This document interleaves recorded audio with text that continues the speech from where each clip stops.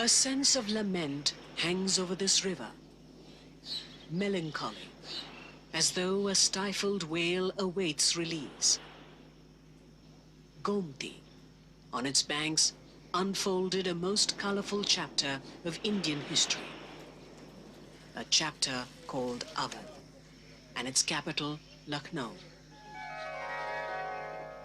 Ruled by an aristocratic lineage of Nawabs, men who had realized a brief period of Indian Renaissance against the run of history.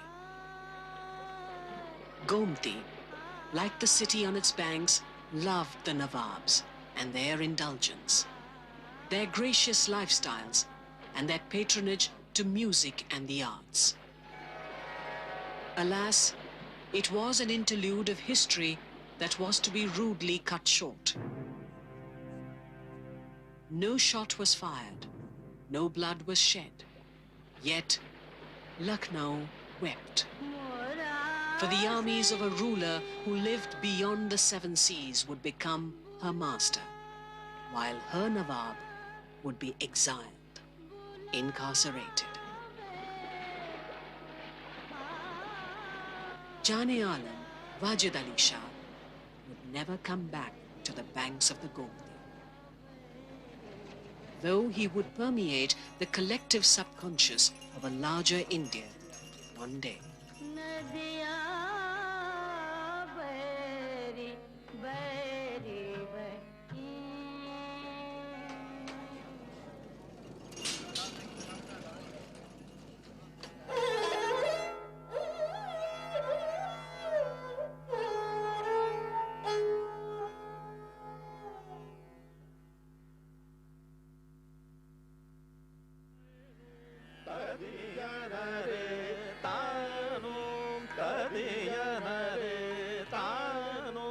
Standing proud testimony to the heyday of Awadh, the reign of Asaf-ud-Daula, is the Bada Imam Bara of Lucknow.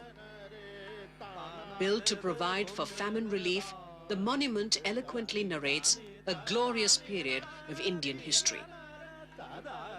The patronage of Asaf-ud-Daula and the subsequent rulers of Awadh turned their capital into a cultural bastion of North India, a liberal and progressive modern society which subsumed all sectarian identities to forge a composite culture. Here was an oriental township that welcomed the new thinking from the West without cloning it. The erstwhile town of Lakhanpur on the banks of the river Gomti evolved into the bustling capital of Awadh, called Lucknow.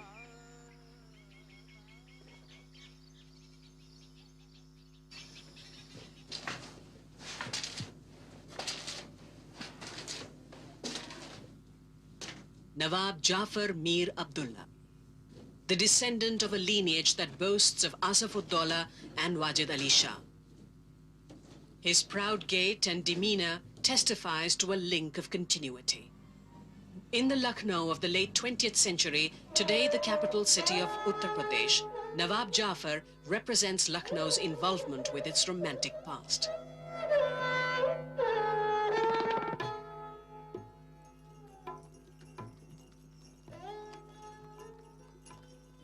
Nawab Jafar walks down these lanes, surveying what once was his ancestors' fiefdom.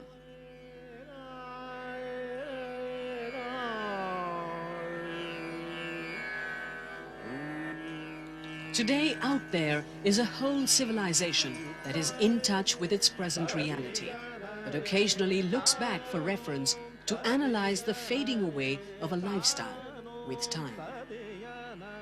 आमदनी के ज़राए कम हो गए, अखराजात वैसे ही रहे, अपनी इज्जत भी बरकरार रखना थी, अपना रखरखाव भी रखना था, अपनी वज़ादारी भी कायम रखना थी। अब हुआ ये कि नवाबीन खामोशी से अपनी जायदाद, अपनी ज्वेलरी, अपना और असासा धीरे-धीरे तलफ करते गए, तबाह करते गए। By the time Awadh rose to prominence, British traders were beginning to find firm footing in India. Contrary to popular belief, these men were enamored by the lifestyle led by the Nawabs and often tried to emulate it. However, as business plans transformed into imperial designs, a value system was imported from Europe, and history began to be written with this colored perception. This whole attempt to change Lucknow's identity to a quote-unquote a very dubious kind of respectability, this has actually eroded the foundations of Lucknowi culture. Filmmaker Muzaffar Ali traces his lineage to the royal family of Kotwara, who were a rural vassal of the Awadh Nawabs. Muzaffar symbolizes the modern Lakhnawi, whose intellectual evolution and opinions have been subject to various diverse and conflicting points of views.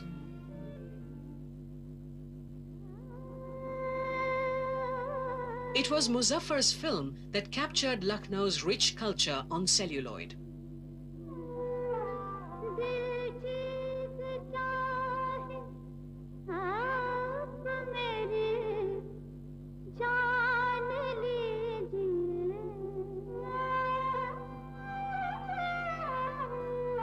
Even for Indians, Umrao Jan was to become a window to Nawabi Lucknow. The courtesan Umrao Jan Ada has come to personify the gracious elements of this period, whose refinement patronized the liberal arts, was evolved enough to accept women as equals and accorded the courtesan a position of respect and dignity.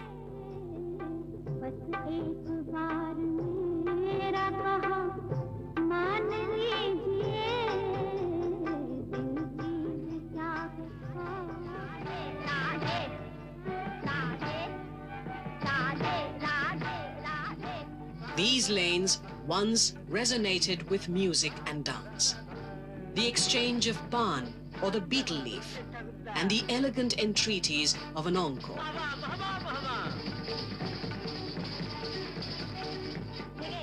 Numerous styles of semi-classical Indian music today owe their continuance to this gracious patronage of the rulers of Awadh and their nobility. Delhi ज़वाल की तरफ था। वहाँ के जो आलिम व फाजिल शायर, painters, कारीगर, फनकार वो बेचैन थे कि अब जाएं तो कहाँ जाएं। नवाब आसिफउद्दौला बहादुर ईरानी नस्ल के थे। उनको इन सब चीज़ों से दिलचस्पी थी। जब लखनऊ में तशरीफ़ लाए तो उन्होंने इन सब फनकारों को दावतनामे भेजे और उनको दावत दी और उनको लखनऊ बुलाया।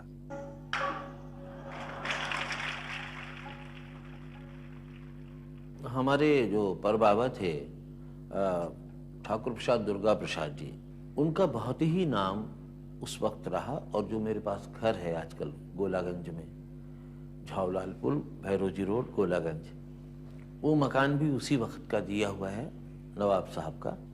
तो वहाँ क्योंकि कृष्ण के प्रति अच्छा भाव था, मान सत्कार था, तो बाबा को भी अच्छा लगा कि चलो भाई नवाब अली शाह को ये सब पसंद है, तो ये वो नाचे हैं। और उसके बाद महाराज बिंदादीन जी करीब 12 साल के थे उस वक्त, वहाँ पर वो भी नाचे हैं। An exponent of the dance form himself, the Shia Muslim Nawab culled out romantic Hindu legends of Radha and Krishna and wove lyrical dance dramas choreographed in Kathak.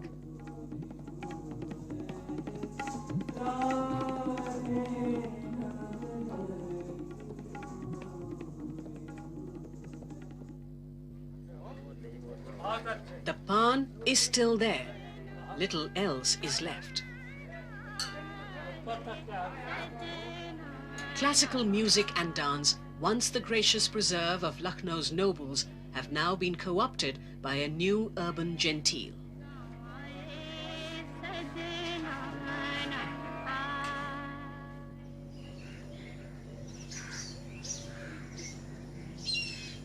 The surviving architecture of that period, the Baradari and the ruins of Dilkusha, is also a pointer to the rising European influence. The liberal rulers of Awadh welcomed the achievements of the West and tried to incorporate some of it to the benefit of their kingdom.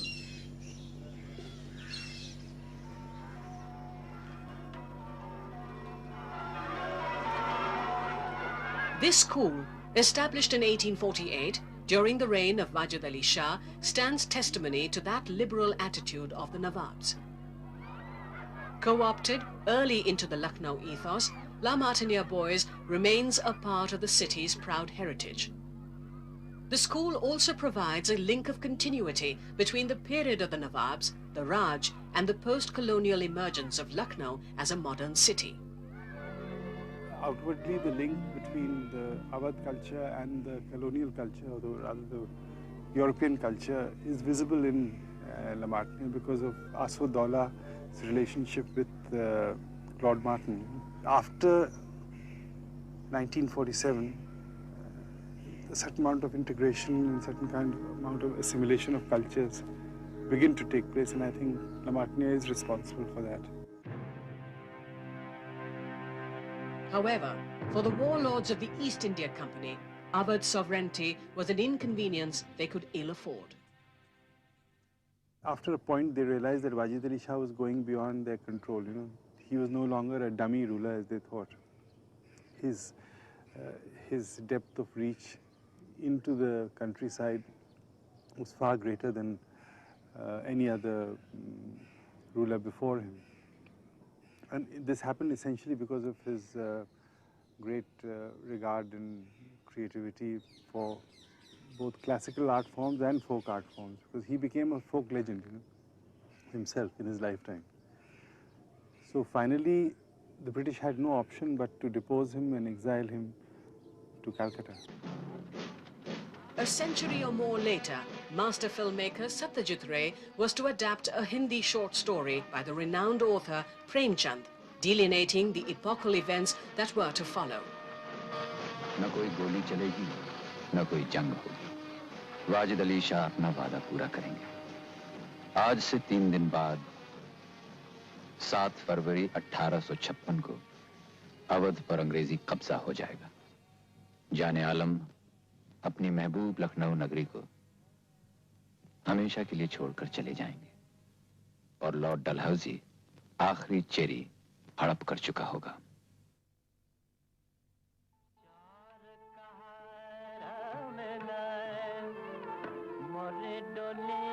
Wajid Ali Shah's exile to Calcutta transported an idiom of culture to the then capital of the British Raj and found patronage among an emergent nobility comprising largely of merchants and landlords.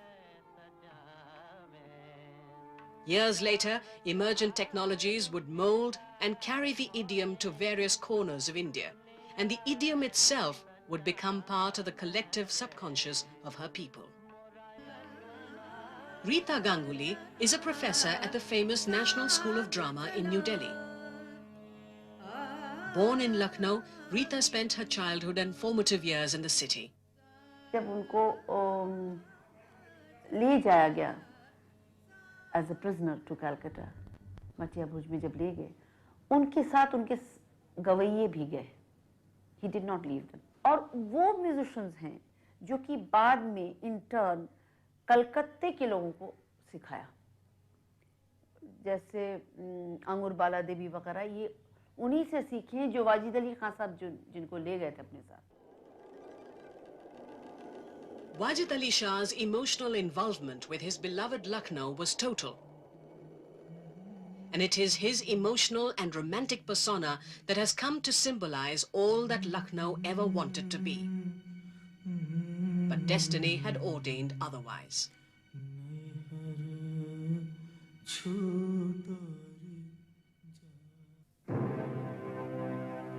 1857.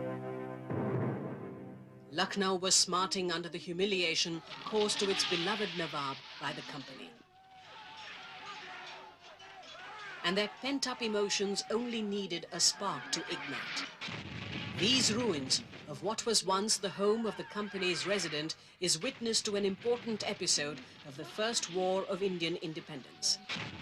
The infuriated Lucknowis, who had capitulated without firing a bullet, had the colonials captive in this building. The invincible Company Bahadur was brought to its knees as more sepoys got a whiff of independence and rallied about. They dreamt of restoring the throne to the Nawab. The siege lasted 3 months, and was only defeated as reinforcements and supplies arrived from other British garrisons.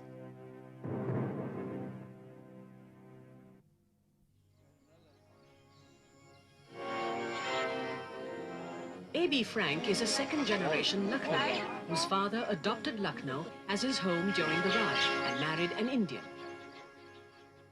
Frank, born and brought up in the city, leads a retired life in central Lucknow. The existence of a strong Indo-Anglican community, more than 50 years after the British left India, speaks of an ethos of coexistence. I've been very, very happy to live in Lucknow and to live in this beautiful area. I suppose we have changed, and that is why with us the atmosphere and the environments have changed. It is us who keep changing, and things are changed according to our likes and dislikes.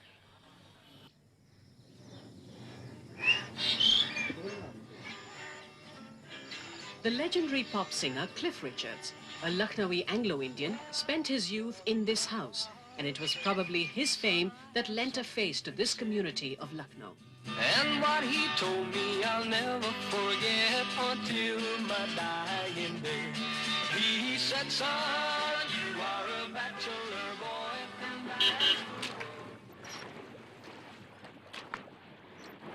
These bridges, 3 in number, over the river Gomti that separates the city, are a link between the new and the old Lucknow.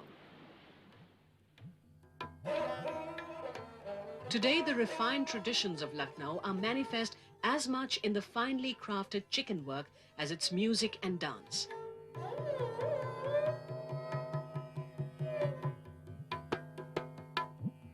Kaisar Jahan, like generations before her, is busy embroidering a chicken kurta.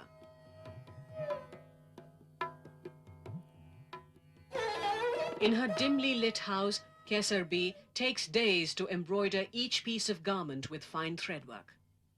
Threadwork that drapes ramp models in exclusive fashion shows and glitzy showroom mannequins across India.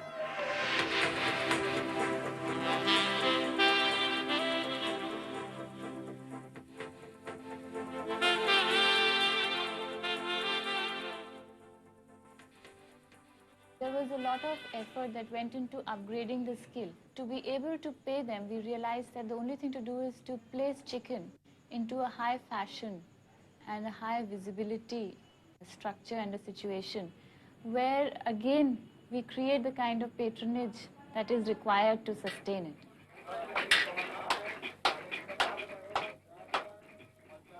In the bylanes of Chowk, Tunda Kababi is a landmark.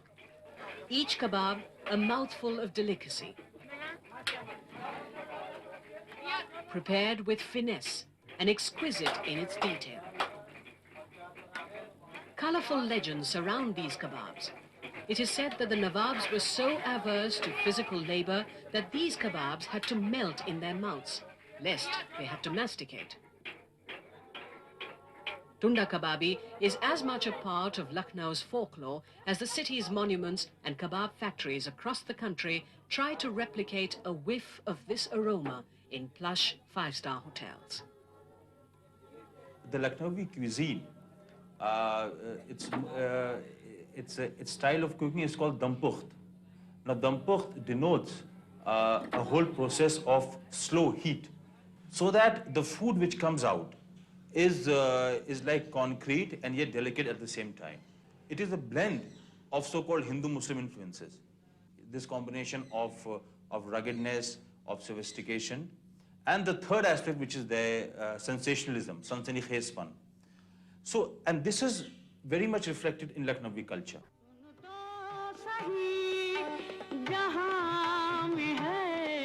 Known as Akhtari Bai Faizabadi in her youth, Begum Akhtar rose to prominence in the city of Lucknow.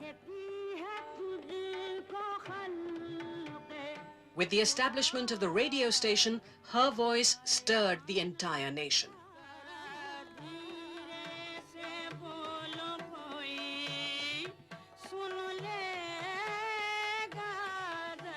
The lyrically romantic poetry, called the ghazal, and other semi-classical forms like the lilting tumris and dadras were liberated from the confines of the kotha, the exclusive preserve of the courtesan and the nobility.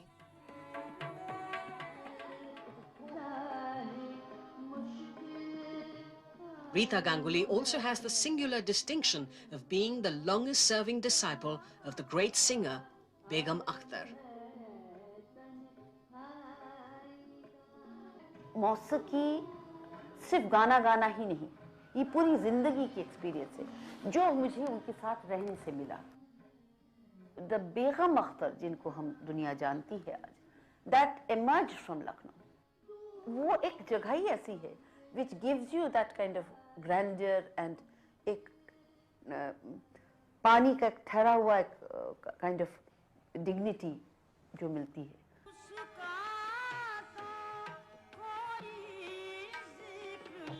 In the post-colonial evolution of India, Begum Akhtar provided an emphatic validation for India's seminal ethos of composite culture, an ethos that was proclaimed in the erstwhile Awadh and Lucknow. Lucknow sang in the voice of the Begum, and the country listened and rooted for more.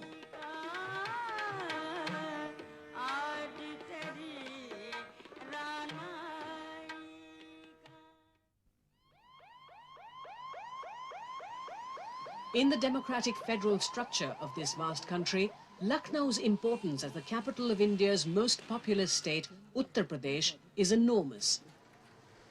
As the nerve center of UP, the city is dotted with signs of progress and post-colonial development.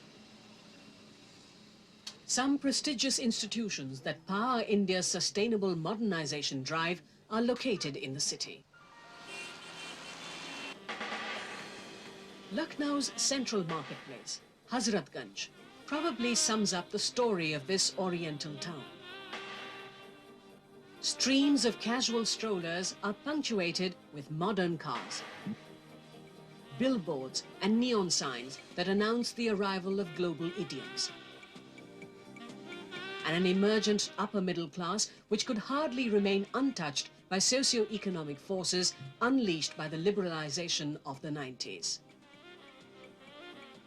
Just as things have a life of their own and they must die out, and I guess parts of a city will also die out, they will crumble, and upon that a new element will be built. A city is not just its buildings, a city is its people, and I think the people of Lucknow will always maintain that kind of tradition of closeness, that tradition of Pehle Aap, as we call it in Lucknow, the tradition where we like each other, we're comfortable with each other, and we are not in any way frightened of each other or distant from each other.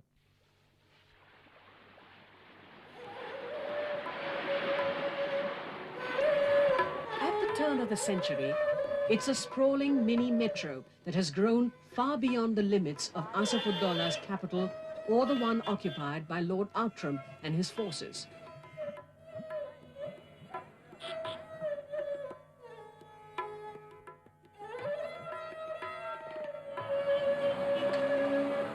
While Lucknow has accepted, even welcomed change with an air of dignity, it bears its heritage with a palpable air of pride.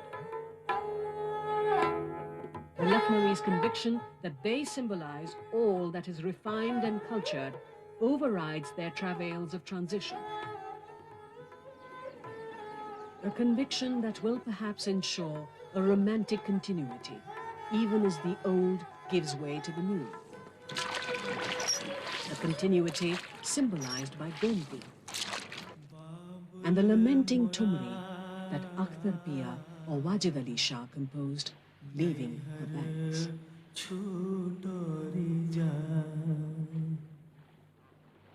अंगना तो पर्वत भयो और देहरी भई विदेश अंगना तो पर्वत भयो और देहरी भई विदेश ले बाबुल घर आ चली पिया के देश मोरा अपना बेगाना छूटो जाए बाबुला